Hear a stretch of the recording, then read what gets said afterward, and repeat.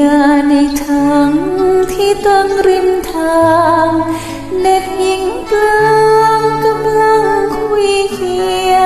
เป็นประจำหน้าบ้านผัวเมียที่นั่งดู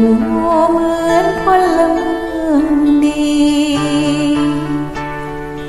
ยังไม่รู้จะได้อะไรเปลือกลำไยหรือซองบุหรี่อยากจะได้หุ่นยนต์ดีๆหนูอยากจะมีน้องตุ๊กตาถ้าได้ดังฝันจะรีบเอาไปอวดวินัยลูกชายของป้าถ้าแขนไม่คมไม่มีลูกตาจะให้ลงมา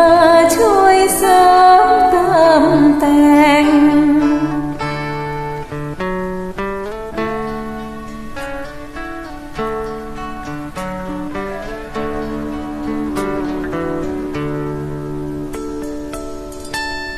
ขยะในถังตั้งอยู่ในใจที่ใสสะอาดว่าต่อตามภาพความฝันทุกวันเวลาตุ๊กตานำทางไปทั่วตามซอกซอยของเมืองมัวเมื่อเลยน้อยค่อยคุยเคีย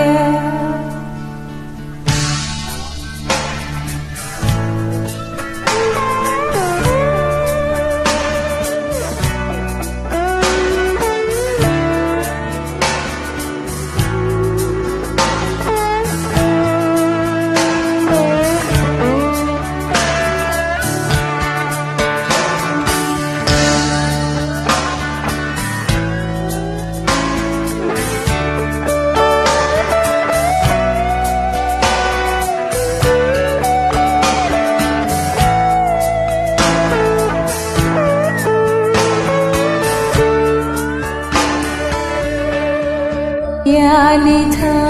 ง